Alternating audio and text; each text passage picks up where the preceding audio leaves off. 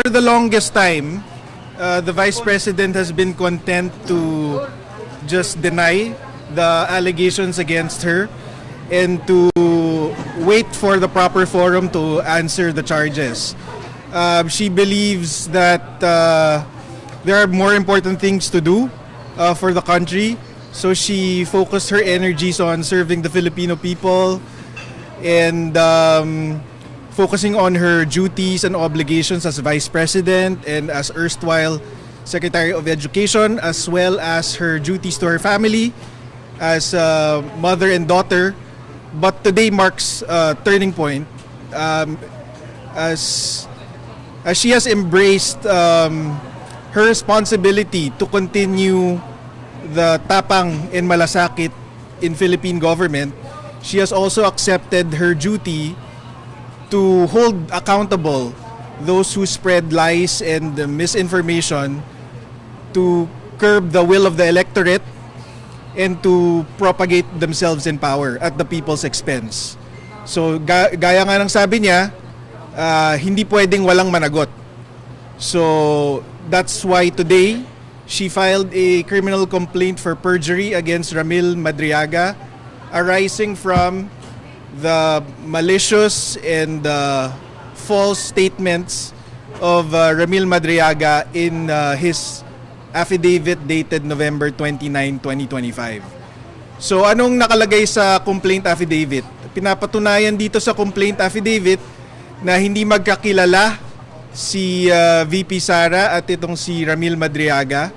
Wala silang personal o professional na relasyon. At hindi rin totoo yung mga kwento ni Ramil Madriaga tungkol sa mga posisyon niya sa PSG, sa VP SPG, sa DepEd at sa OVP. Kaya imposible yung pinaparatang niya laban kay VP Sara. So we are confident that this is more than sufficient to for the prosecutors to find probable cause and to determine that there is reasonable certainty of conviction. VP Sara was accompanied today by 5 witnesses, including 2 former PSG commanders who have testified that they don't know any Ramil Madriaga that served in the PSG. She also with her today was Colonel Raymond Lachica, the former commander of the VP SPG, the Vice Presidential Security and Protection Group. Also with her was Lieutenant Colonel Dennis Nolasco, who was the security officer for the DepEd, as well as the Deputy Group Commander for the VP SPG. Also here with us as a witness is Attorney Reynold Monsayak, former OVP spokesperson, and Miss Anna Magnaye, an events organizer based in Davao City. Apart from those 2, we also have as additional witnesses former PSG Commander Major General Jose Niembra, as well as Assistant Special Prosecutor Ryan Kilala. Sir, is it the VP bothered because the affidavit of Madriaga is included in the impeachment complaint? No, I think this is a perfect opportunity how politically motivated based on a worthless testimony from an untrustworthy source like Madriaga. It shows that the complainants and those pushing for the impeachment did not fact check or did a background check on Madriaga and his claims, and that's why they claim that his testimony is the smoking gun, quote unquote, for the impeachment against VP Sara. So yun ang pinapatunayan nun. At masaya kami na maipapakita na namin finally sa tao na kung gaano ka politically motivated itong mga impeachment complaint na ito. Pero sir, is she willing na humarap umattend doon sa impeachment hearings si VP Sara? I can't answer that. It's best to ask Attorney Poa. But there's a procedure in the House Justice Committee na susundin. So, antayin na lang natin na masunod yung proseso na. Sir, but why now? Because the affidavits po parang lumutang to, I think, last year, at least December last year. So, parang it took 3 months for you to file a perjury complaint. So, others might just ask na baka na-timing doon sa impeachment dahil kasama nga po siya doon sa mga dokumentong pinasa ng mga complainant. So, why not? So, hindi naman siya talaga priority ni VP. Ang priority ni VP Sara is magserbisyo. So that's why natatagalan. Medyo may katagalan na rin niyang gusto i-file to. Pero priorities get in the way, of course. Pero napapanahon na. Lalo na na may impeachment para malaman na ng taong bayan na yes, VP Sara's camp has said that they will address the charges head-on in the impeachment proceedings. But here we are, apart from the impeachment proceedings, we're confronting this head-on by holding Ramil Madriaga accountable. Kasi, VP Sara is done playing this game with her enemies on their terms. So, this is us bringing the fight to them. Kasi kapag napatunayan na may perjury dito si Madriaga, syempre kulong yun dahil criminal case ito.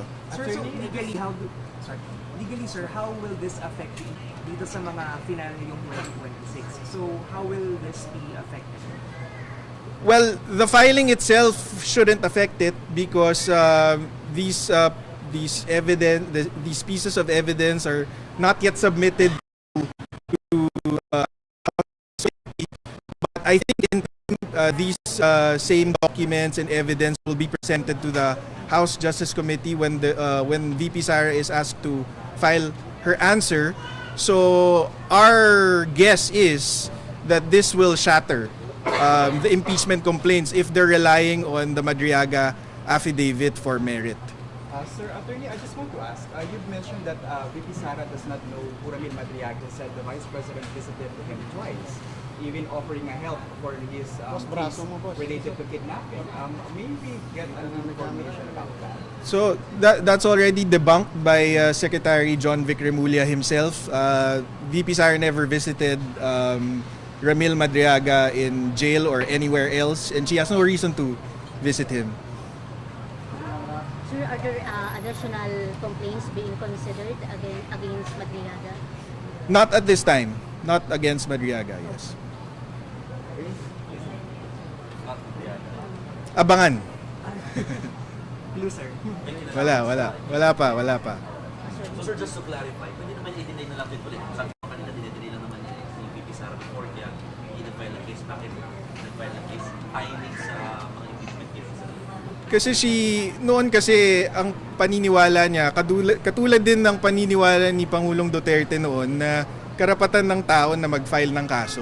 So hayaan na lang. Pero pagka hinahayaan kasi, pwedeng hindi sila natatakot na magsinungaling, maggumawa ng kwento, sumira ng buhay. Ngayon, dinidikit nila ngayon sa impeachment, ang kahulugan nun or ang possible consequence nun is, for example, subvert yung will of the people. Kasi gusto mong tanggalin ang isang duly elected official ng bansa. So, tanggap ni VP Sara na duty niya, obligasyon niya na harapin to at panagutin si Madriaga. Ang turning point, sir? Turning point, I'm not privy to the turning point. But yeah, we spoke about this for the first time in, I want to say, January or early Feb. Siya mismo nagsabi na tuloy na ang kaso. Siya ang nagsabi mismo na hindi na pwedeng hayaan lang mga. Bukod kay Madriaga, may mga ireklamo ang VP? Pinag-iisipan. Pero that's the message that we want to send to everybody. VP Sara will not be sitting down anymore malicious accusations against her. Sir, without Jury din, naming sir. names, these are people na parang who you believe made malicious accusations against the vice president. Yes. Okay? Okay.